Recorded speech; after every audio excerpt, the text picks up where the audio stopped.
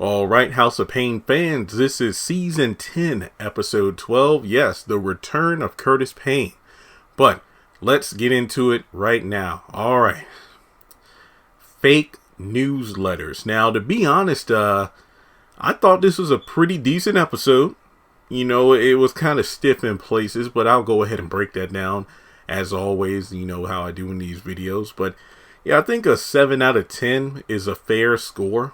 I mean, I have a lot of notes here, all things considered, but before breaking this down, you know the drill. Make sure you take a moment to hit the thumbs up button to show you like the video. Hit subscribe because we are getting closer to 190,000 subscribers every day. Hit the bell icon and select all. That way you are notified whenever I post content on the channel, as well as helping with the subscriber watch time. Remember, I'm trying to get to about 50% by the end of the month. And finally, follow me on social media. Links are in the description below. So, first scene, we got Curtis back, and I feel like the entire House of Payne community let out a breath of fresh air. Our guy is back. Looks like he's touching up some paint near the front door, and he's telling CJ about how the neighbor's house across the street is so dirty, the windows and everything. And CJ shows him that the HOA website has basically their entire neighborhood on, you know, basically on their website and photos because everything looks so run down and bad. And Curtis says that he's going to run as the president of the HOA position. Well, excuse me. He's going to run for president of the HOA in order to get the neighborhood back in tip-top shape. And he also mentions that the winner gets a sweet patio set. So Mr. Burks, I believe is the name of the current president, he's been pretty ineffective as a leader in order to keep the neighborhood, you know, in tip-top form. So from there, we got Ella teaching Lisa how to fold bed sheets. Now, for real, that's a big thing because those, like she said, getting the corners is key. Once you got the corners, the rest of the folding is an easy job. And she says that, you know, one thing she wants to do is, you know, make more money because as a hostess, she's obviously not making as much as she was as a dancer. Making $15 an hour isn't cutting it. And, you know, we have Ella taking a life coach approach to this situation. Basically asking Lisa, you know, just a standard icebreaker question. So, what's your end goal? Her end goal is to have her own reality show. And from there, you know, to think more of the short-term plans is to take care of her family and start her own business. And, you know, Ella just simply says to make the move. If you think $15 an hour isn't enough, then move on, you know. In Ella's mind, it was a talk of move out of the hosting booth or, you know, the hosting, what's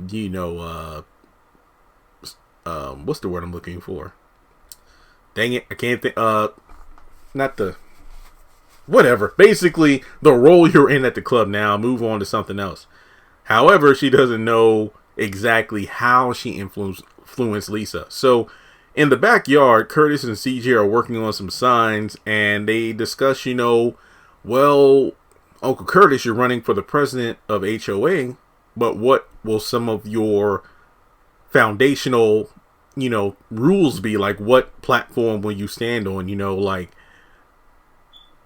keeping the upkeep of one's home. And it turns out they're butting heads over cutting grass, because at first it's like, okay, we'll have monthly meetings with snacks, but the thing is, Curtis thinks grass should be cut weekly. CJ says every 2 weeks. And he also brings up the point that, well, the reason you want to do it weekly is because you're retired. Not everybody has that kind of time to cut the grass every week. And heck, when you were chief at the fire station, you weren't cutting grass every week. So that's basically the cracks in their relationship of running together, or basically CJ supporting Curtis for running for the president of the HOA. From there, we have Malik coming over to the kitchen to help Ella. You know, he's being extra nice. You know, hey, have a seat. Let me put these groceries away for you. And, you know, just thank you so much for helping Lisa, because she was so excited and so motivated after you had that talk with her. And she got a raise. And Ella's shocked by this because she's still working at the club. I mean, I'm going to be completely honest here, not to jump too far into the episode, but this genuinely surprised me because I'm like, Lord have mercy. Is Lisa stripping again? Because that's literally what I thought was happening here, because I know on Twitter, because after I watched the episode this morning, I went on Twitter just to see, what people were saying about the episode. Mostly, Curtis is back. They really fighting over cutting some grass. Ella just butts in too much. It's more like she gives orders instead of gives advice. And then a couple of tweets were about Malik, about the whole, wait, why would you be so excited for your wife to still be working at that club? I'll get to that. I got thoughts for the end of the episode. All right, so Ella from there is looking on her computer at the life coaching stuff. Basically, she went online to see where her advice went wrong. She skips over the video or the class that talks about the communication aspect, basically assuming I said clearly what I intended to. So basically, it was more so, let me see where Lisa went wrong, because I for sure did not go wrong in how I communicated myself. So basically, that was a red flag right there. So she basically says, you know what? Lisa misinterpreted what my advice was for her to quit her job. So Curtis walks in. He's pissed off because CJ's been defacing his signs all over town. And it seems like CJ also posted his opinions on Curtis on the HOA website. And of course, that makes him mad. So CJ walks in like it's a freaking Western showdown. And I mean, if he does, let's say if Curtis wins and he doesn't cut his grass every week, that's a $10 fine. So it's grass versus family. Okay. And CJ's actually running for office now, and Ella can't believe the pettiness going on, because as soon as she heard it was about cutting grass, she walks in and rightfully says, y'all really going at it over some grass. And she makes him sit down in life coach fashion. And to be honest, this really kind of went well. She basically got them both to talk one at a time. And it was just a debate of 1 versus 2 weeks. And she said, what about a compromise? What about cutting your grass every 10 days? And CJ, just like Calvin last week, was like, you know what? Bump this. I'm out of here. Then we see Ella going over to talk with Lisa. Basically, just to kind of discuss what they mentioned earlier. Well, they chatted about earlier while folding clothes. And Lisa's making diabetic sweet tea. That's really all I got to say about that. She told Lisa that her advice was to inspire Lisa to do better than the club, get another job, take some classes, get a scholarship. And Lisa's like, well, the thing is, I appreciate everything you said, like I took your advice and I got a raise. But the thing is, I'm trying to get the money now. And well, I don't want to make it sound, well, that's honestly what she said. But here's the thing. She appreciates what Ella did for her, but it's her call. Once Ella gives Lisa the advice, it's up to Lisa to decide what her next move will be. And I was like, damn, and that was done in such a tasteful way. It wasn't disrespectful. It's just the truth. Like, no matter how many people you go to for advice on a problem, or, just to get their opinion on something, a person can give you their 2 cents. And then from there, it's up to you to make the call on what to do next. That honestly relates to assisted living, but that review will come in its own video.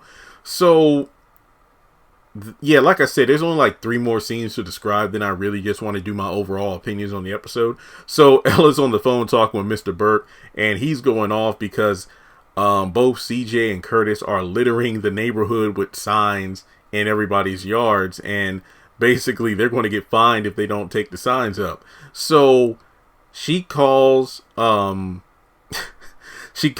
Curtis out for the childish beef between him. Well, basically the childish nature of both him and CJ and to squash the beef, and pretty much says, look, this isn't me being a life coach. It's just me giving you, a perspective of you and CJ are just doing too much. So from there, she goes back to CJ's house to talk with Lisa and Malik and to thank Lisa about their chat earlier when she was making that sweet tea. And, Malik is just drinking that tea up. It's funny. He's sitting there and, waiting for the tea to be spilled between Lisa and Ella. And he's just drinking up what he says, like his 3rd glass. But basically, she realized that she was contacted by the company running the classes, it was basically recommended that she take the life coach classes herself, not to actually be a life coach.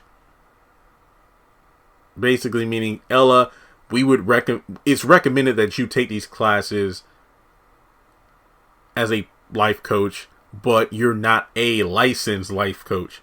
And that actually makes a lot of sense, because if you look back to earlier in the episode, before Curtis and CJ were going back and forth in the kitchen, when she skipped over the whole communication stuff, that let me know right there that's a bad sign of a teacher of any kind of, class, whether it be life coaching or just school in general, a guidance counselor. You want to make sure you're in the right. And I don't mean that like, oh, I'm right and you're wrong, but you want to make sure that if you feel like your message was misinterpreted, or your message, quote unquote, sent the person who received your advice in the wrong direction, you need to make sure you crossed every T and dotted every I. Like as soon as she said that communication class, oh no, I don't need to take that. That just let me know right there that she's arrogant. But she did say that, I think that taking that class, part of me was just excited to do it because I could say that I'm a life coach. I've been giving advice to people all my life and helping people make decisions. And Malik was like, yeah, you've done that a lot, even when people didn't ask you to. And I love how Ella was like, but Malik isn't lying there. But overall, it was just a good conversation. And she realized that, just because you have advice doesn't mean you have to say. I mean, somebody on Twitter, like I said earlier, said that Ella doesn't give advice, she gives orders. That's true, because you have to teach someone or advise someone, and then as soon as they are on their own, it's up to them to do what they will with what you tell them. So after that, we go over to CJ going over to Curtis's house, and they just apologize. And it's like, hey, you know what? We'll just agree to support each other. Whoever wins. They cut on the TV, and Burke wins again by 1 vote. And Ella, who's an independent, I think she was probably the person who voted for Burke to put him above Curtis and CJ. So that was the end of that. And then the final scene is Lisa whooping Malik at a Uno knockoff called Bruno. And that's about it. But let's talk about the episode overall. First of all, I felt like, and look, this just could be me, and I'm not trying to, throw shade or anything. When I talk about something like this, I mean it, wholeheartedly. During the first few scenes, I don't know, Alan Payne's acting, it felt a bit stiff to me. Like CJ's like in the first scene on the porch with Curtis, and, of course, the kitchen scene where he comes in like an old Western. I get it was supposed to be funny, but it felt more stiff as opposed to natural, but that's just me. On top of that, CJ... It's interesting to me how CJ was so quick to go online and drag Curtis about, keeping a manicured lawn when, he can't even keep a manicured mustache. And it's interesting because a couple episodes ago, he assumed Floyd was doing the same thing to him and held one hell of a grudge towards Floyd until he found out it wasn't him. So I just feel like that's really hypocritical. That's just my opinion there.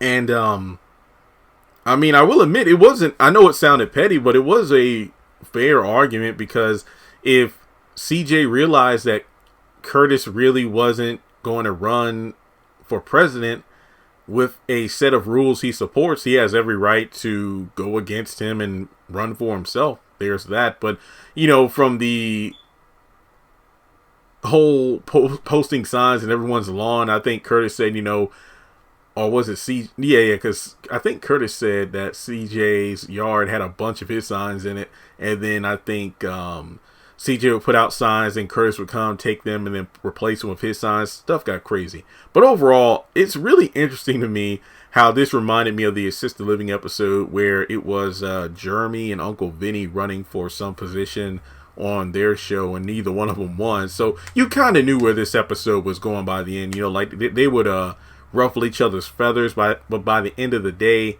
they would come to terms of, family over politics, and then they would both lose and look stupid.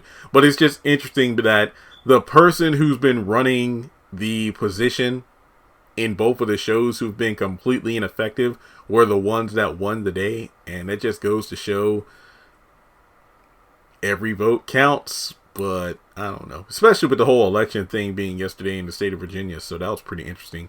But Ella, like I said, I really do praise the episode because Ella realized that, you know, Tyler, I mean, not Tyler, I forgot who wrote this episode. They could have just easily had Ella not see the error of her ways.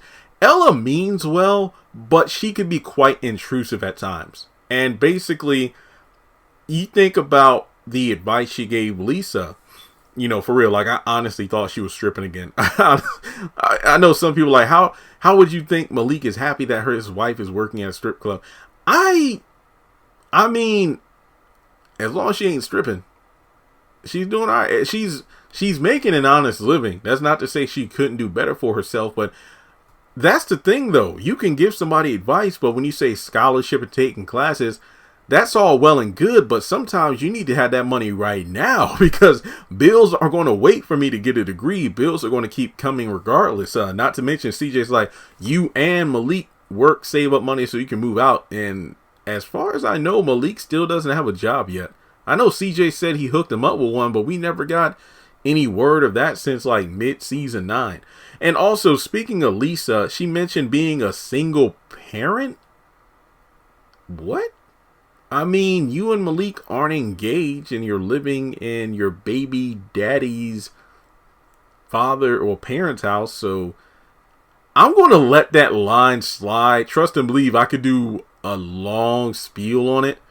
I might do a separate video on it if I wanted to, but single parent, that just, I don't, maybe because she lived in a single parent household, maybe like her mom got knocked up by some guy and then, you know, she was just raised by her mom, but I think that was just a slip of the writing as opposed to the character, because I mean, like, I'm a single parent raising a child, like, you know, I need to make money. And I was like, well,